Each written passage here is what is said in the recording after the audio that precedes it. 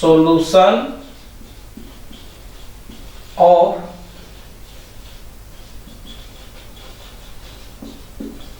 Differential equation. इस solution of differential equation के अंतर्गत देखिए हम लोग पढ़ेंगे ये पहला इसमें ये है ना, पहला नंबर ये हो जाएगा वेरिएबल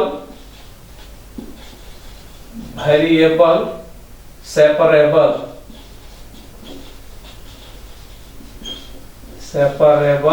मेथड, पहला ये वेरिएबल सेपरेबल मेथड है, ठीक है। तो इसके बाद देखिएगा दूसरा इसमें इसी का ये रिड्यूसिबल टू वेरिएबल सेपरेबल या वेरिएबल सेपरेशन, ठीक है। वेरिएबल सेपरेशन में रिड्यूस कर लेंगे, ये दो हो गया। एक तीसरा जाने हम लोग ये homogeneous differential equation, homogeneous differential equation, ठीक है। ये होमोजेनियस डिफरेंशियल इक्वेशन। फिर इसका जाना है हम लोग चौथा नंबर ये रिड्यूसिबल, ये हो जाएगा reducible to homogeneous differential equation, homogeneous differential equation, ठीक है। इसके बाद पांचवा नंबर पढ़े हम लोग ये लीनियर डिफरेंशियल इक्वेशन, लीनियर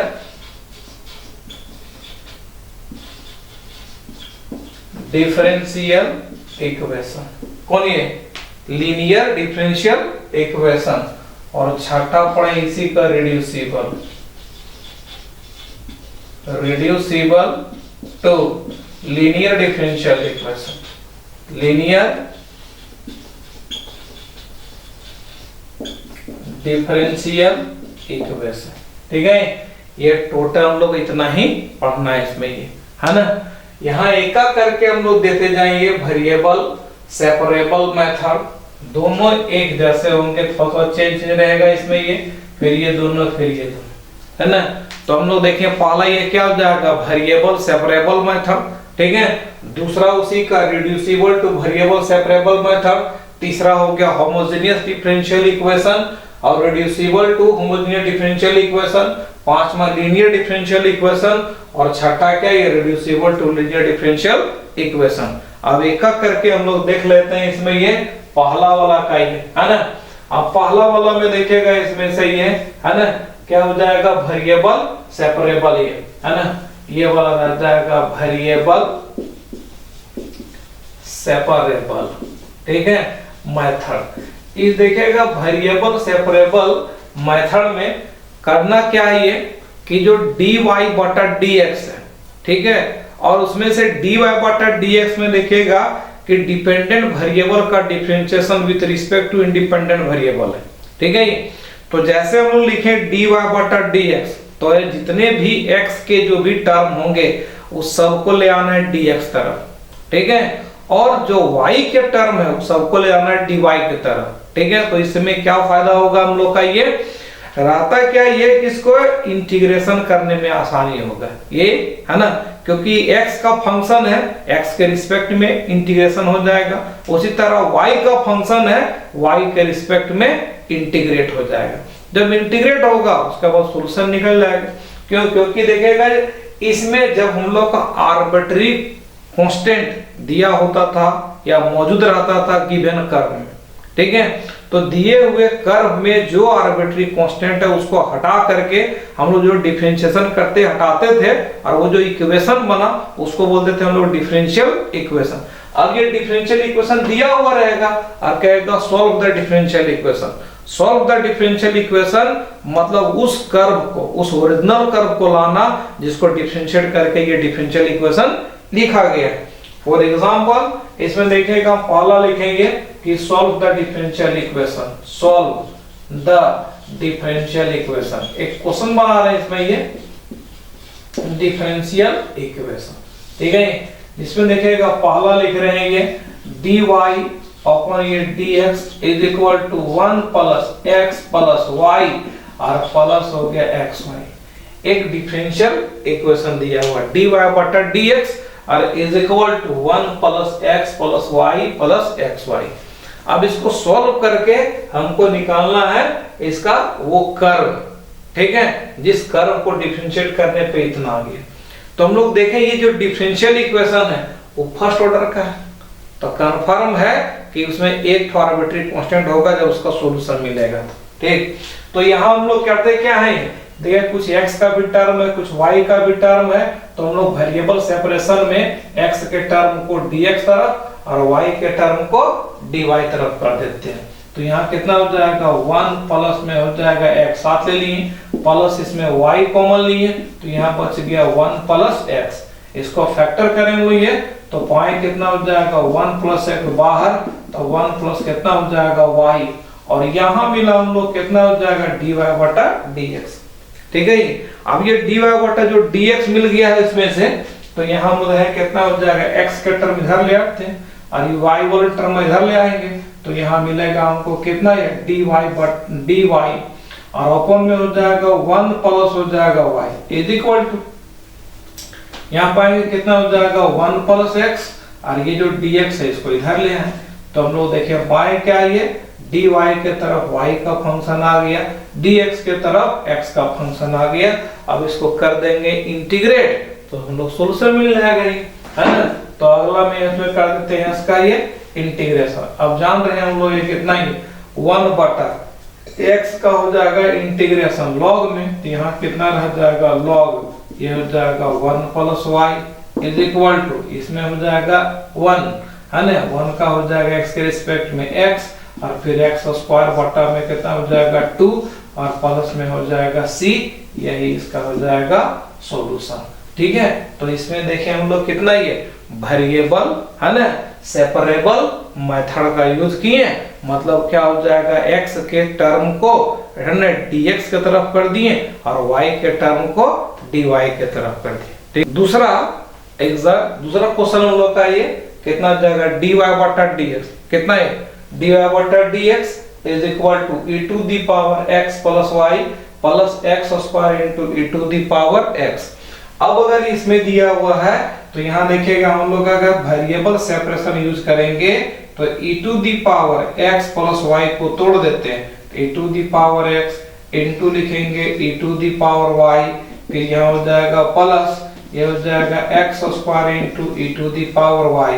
तो हम देखेंगे e to the power y पूरा कॉमन चलाएगा, तो e to the power y, है ना, तो यहाँ बच गया कितना x और प्लस में हो गया x स्क्वायर यानी e to the power x plus x square, और ये हो गया हम लोग का dy बटा dx।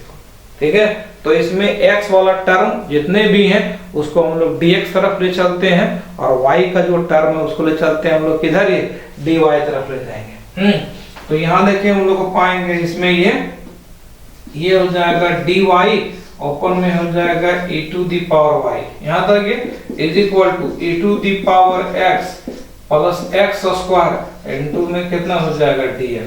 तो हम लोग देख रहे हैं इसमें ये dx के जो टर्म dx है उसके तरफ x का सारा टर्म आ गया, dy तरफ y का टर्म आ गया, इसको हम लोग कर देते हैं इंटीग्रेट। ठीक है, तो यहाँ पाएंगे देखिए कितना हो जाएगा e टू द पावर, इसमें हो जाएगा e to the power minus y with respect to y, फिर e to the power x plus में x स्क्वायर और विथ रिस्पेक्ट टू कितना हो जाएगा x। तो यहाँ हम लोग पाएंगे इसमें ये e to the power minus x का डिफरेंशिएशन, तो देखिएगा e to the power minus x का डिफरेंशिएशन हो जाएगा हम लोग का minus e to the power minus y। ठीक है, क्योंकि e to the power x का integration e to the power x ही होगा, उसी तरह e to the power y का भी integration e to the power y होगा, लेकिन y के साथ माइनस मल्टीप्लाई में है तो माइनस मल्टीप्लाई हो जाएगा, यहाँ भी डिवाइड होता। ठीक है, इज इक्वल टू, अब यहाँ कितना होगा e to the power x का integration e to the power x, फिर हो जाएगा प्लस, है ना। अब x स्क्वायर का करेंगे इंटीग्रेशन तो कितना होगा x का क्यूब बटा 3 और प्लस में क्या हो जाएगा c।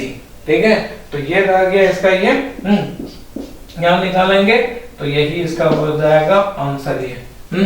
तो यहाँ रह गया वेरिएबल सेपरेशन मेथड से। हम लोग ये तीसरा क्वेश्चन है। तीसरा क्वेश्चन हम लोग का कितना है, यहाँ हो जाएगा cos x into 1 plus cos y और फिर इधर हो जाएगा dx और माइनस यहाँ कितना हो जाएगा sin y 1 into 1 plus sin x dy। तो हम लोग यहाँ क्या वेरिएबल सेपरेशन करेंगे और सबको हम लोग एक तरफ कर लेते हैं, जिधर dx है उधर x का टर्म, जिधर y है उधर dy का टर्म बन गया, या फिर dy उधर y का टर्म। तो हम लोग पाएंगे इसमें देखिए कितना होगा cos x, फिर यहाँ हो जाएगा 1 प्लस कितना है cos x, यहाँ हम लोग सॉरी cos y, फिर हो जाएगा dx इज इक्वल टू, ये माइनस में उसको उधर कर देते हैं, इसमें हो जाएगा प्लस में ये, तो यहाँ कितना हो जाएगा sin y और फिर हो जाएगा 1 प्लस यहाँ कितना हो जाएगा sin x, फिर हो जाएगा dy। अब हम लोग लाते हैं इधर से कितना, इधर एक dx है तो सब इधर टर्म ले आते हैं। हाँ तो देखिए हम लोग कितना पाएंगे cos x डिवाइड बाय ये हो जाएगा 1 और प्लस में कर दें कितना ये sin x और यहाँ हो जाएगा dx। देखिए ये 1 प्लस जो sin x इधर मल्टीप्लाई में है, इधर लाए क्या हो गया डिवाइड, और ये dx और cos x यहाँ बचा हुआ, फिर इज इक्वल टू यहाँ पाएंगे तो यहाँ कितना हो जाएगा sin y, ये sin y है और यहाँ देखिएगा इसमें से 1 प्लस कितना हो जाएगा cos y, इसको इधर लेते हैं 1 और प्लस हो जाएगा cos y और इधर हो जाएगा हम लोग का dy। तो देखिएगा ये रह गया, अब x का टर्म एक तरफ हो गया और इधर हो जाएगा dy, कर देते हैं इंटीग्रेशन।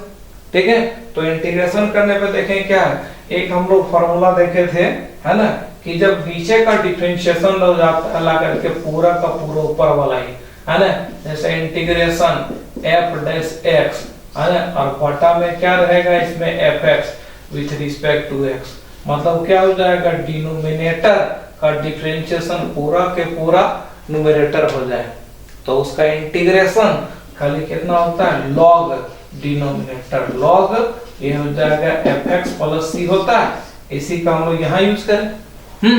तो देखेंगे कितना हो जाएगा 1 प्लस sin x का करेंगे डिफरेंशिएशन तो बोलो cos x होगा, क्योंकि 1 का कितना हो जाएगा यहाँ 1 का हो जाएगा डिफरेंशिएशन 0 और sin x का हो जाएगा cos x। लेकिन यहाँ देखेंगे 1 का डिफरेंशिएशन हो जाएगा 0 और cos y का हो जाएगा माइनस sin y, तो यहाँ लगा देते हैं माइनस, तो देखिएगा हम यहाँ लगा दे रहे हैं माइनस और फिर अंदर का दे रहे हैं कितना ये माइनस, तो ये माइनस माइनस प्लस हो जाएगा। ठीक है, अब इसका करेंगे इंटीग्रेशन तो कितना हो जाएगा log, ये हो जाएगा 1 और प्लस में हो जाएगा sin x, फिर इज इक्वल टू इधर लिखेंगे यहाँ माइनस और इतना के बदले में लिखेंगे log, यहाँ हो जाएगा 1 और प्लस में कितना हो जाएगा cos y। देखिएगा कैसे हो जाएगा यहाँ से, क्योंकि 1 का हो जाएगा 0, ठीक है, और कितना हो जाएगा cos का हो जाएगा माइनस साइन, तो माइनस साइन हम पहले लिख दिए, तो ये नीचे वाला डिफरेंशियल पूरा पूरा ऊपर वाला आ गया, तो log नीचे वाला हो गया और ये हम लोग आर्बिट्री कांस्टेंट भी log c के रूप में ही यूज करते हैं। ठीक है, अब इसको इधर लाते हैं तो देखिएगा क्या हो जाएगा log m, और यहाँ जो माइनस है इसको इधर लाएंगे तो प्लस हो जाएगा, तो log कितना हो जाएगा m और प्लस में हो जाएगा log n, तो कितना हो जाएगा log m इंटू n हो जाता है, तो 1 प्लस में कितना sin x और इंटू में हो जाएगा 1 प्लस हो जाएगा cos y, और इज इक्वल टू इधर लिखे कितना log c, दोनों का log हटा दिए तो फाइनली रिजल्ट कितना बच जाएगा इसमें ये कि 1 plus sin x into 1 plus cos y और इज इक्वल टू c, यही इसका आंसर हो गया। ठीक है, तो इस तरह हम लोग देखें कितना ये 3 क्वेश्चन वेरिएबल सेपरेशन से या वेरिएबल सेपरेबल मेथड से। ठीक है, फिर अगले में देखें हम लोग ये दूसरा वाला देखेंगे रिड्यूसिबल टू वेरिएबल सेपरेबल, और इतना ही है।